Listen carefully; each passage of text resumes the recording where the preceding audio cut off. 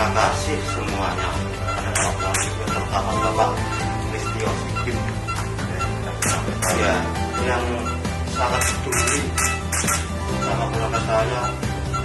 Bisa anak saya berobat di sini dengan layak dengan baik.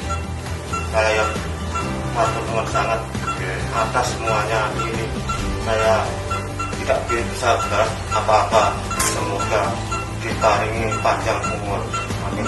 Ya, pokoknya kita ini sebagai semua kita sama-sama berdoa dokter biar semaksimal mungkin